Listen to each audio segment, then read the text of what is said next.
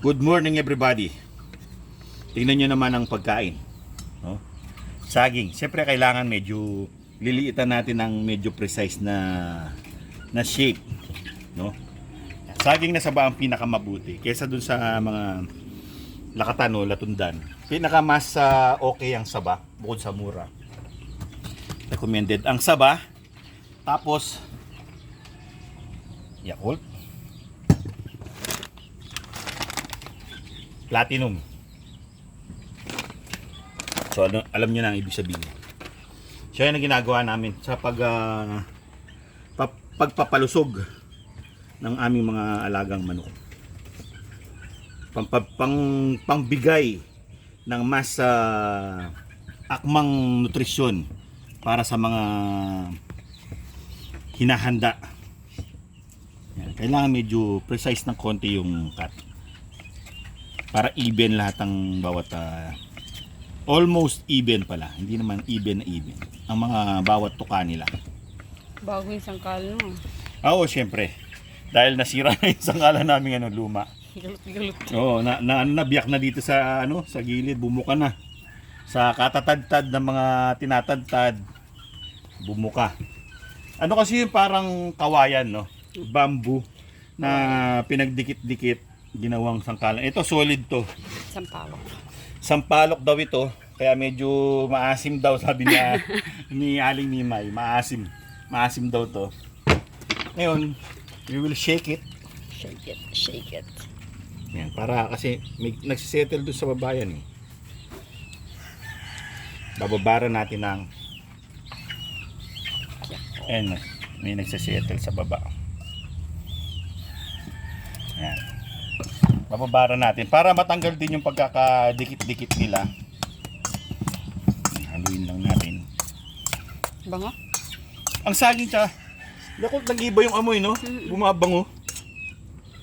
Fruity fruity na, basta mabango. Kakatakam. Bababara natin ng Yakult yan. Ngayon, yung hindi nila mauubos, meron namang tayong mga willing na customer, sila Hulk tsaka si Bradley. Lahat ng mga excess pagkain ng aso na hindi naubos, yung pagpapakainin ng aso, binibigay ko sa kanila. Pero ngayon di na. Meron ng taga-ubos. Ayan o. Inano ko. Hindi ko muna pinakawalan. Pinurga namin ulit. 2 weeks eh. Ayon dun sa instruction ng 2 weeks pag sa mga nakagalang mga sisiw. Kasi mahilig sila magpunta-punta kung saan-saan. Nagtututuka sa mga daluyan ng tubig. Tabi ng mga winalis na kalat-kalat. So madali sila magkabulate. Pero yung mga pangkalahatan, monthly. Pero sila, dahil sila gumagala-gala, para ma-maintain yan yung mga pula nilang mukha. Kasi kapag may bulate yan, mamumutla yan mga yan. Itong mga babae, natural naman medyo maputla yan. Medyo. Pero hindi naman totally. Yun yung pinaka mas nagtitilaok. Ayan. Ang bata pa nagtitilaok na. Sumasabay siya sa pag nagtitilaok yung mga nakakatanda sa kanya. So yan, nakabartuli na muna sila ngayon, no? Papakawalan ko rin yan siya. Bukas na. Purga muna. Para tumalab na yung purga. Sige. After 2 weeks, every 2 weeks sa mga gala. So well, eto na tayo sa pagtakal ng mga kainan nila. Katabi ko muna ito dito. Para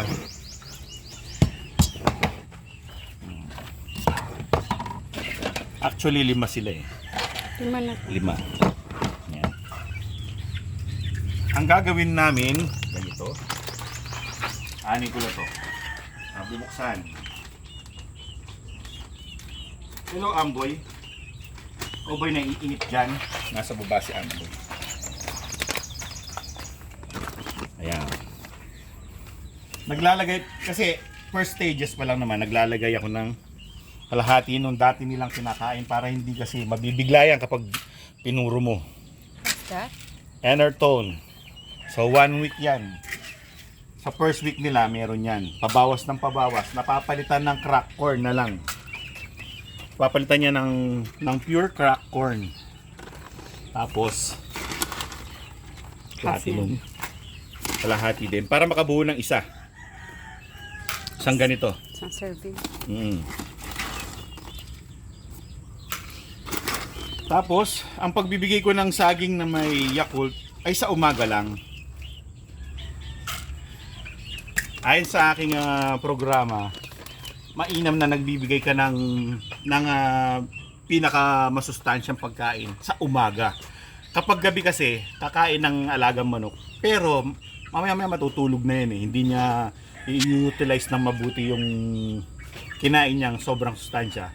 Ang mangyayari kapag gabi, nai-store yan, magiging taba. Tataba lang yung manok mo. Pero, yung mga extra lang Pero irregular ration, hindi naman ibig sabihin binabawasan yung nutrition. Sa umaga lang may extra na nutrition. Katulad nito. Yan o. Rapsa. Super Rapsa. Ngayon, kukuha tayo dun sa may masabaw Doon tayo kumukuha. 1 tablespoon keeping. Sa may masabaw tayo kumukuha. Pinapatong natin sa taas. Yan. Yun. Pagkatapos naman, 7 drops ng Red Cell Advance Thunderbird. Make sure lang na meron ganyan para original. Meron kasing fake niyan eh. So 7 drops. 1, 2, 3, 4, 5, 6, 7. Sa may pellets mo ipapatak.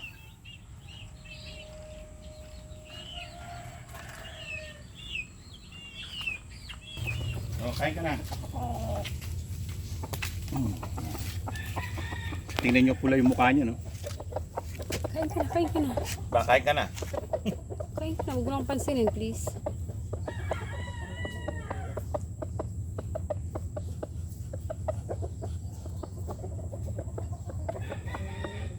Nagtawag pa. Dito ka sa masilong. Ayan, nagtawag din.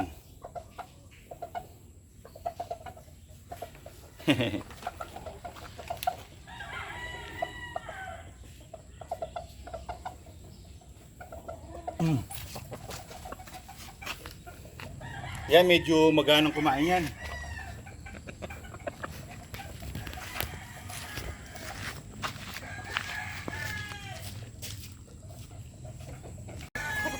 Ito, favorite ko rin to. Mabait to. Teka na. Lahat nagtatawag eh. Kapag masarap yung pagkain, nagtatawag eh.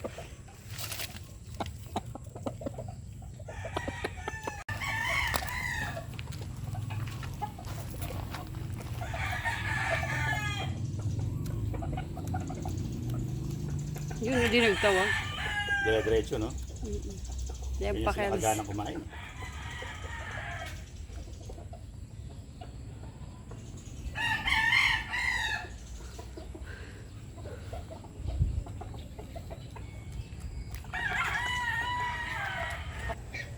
Plain water.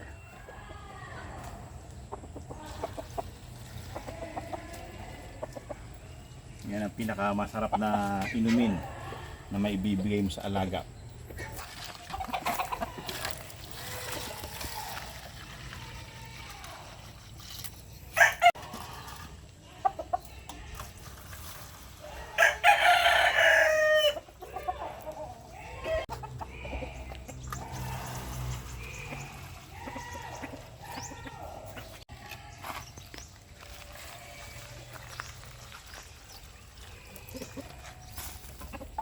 Inom na yan. Siyempre, Nandiyan nahiya tayo. pa. Mataas. Ano?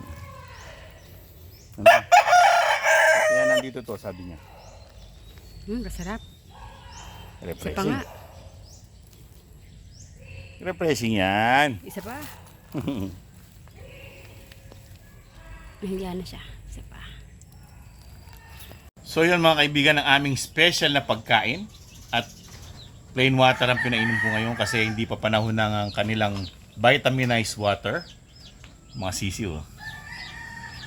Mga bago sisiw yan. Yung mga malalaki na. Asan ba? Hanapin natin. Nasaan na kayo? Ayun. Nasa ilalim ng tangke. Malamig kasi dyan eh. Yan ang favorite nilang hangout. So mga kaibigan, meron pa kami isa doon. Saan ba yun? Ayun. Radio na sobra kailap. Napakaganda ng araw. Napakasarap makihalubilo sa mga alaga. So hanggang sa susunod na episode. Paalam.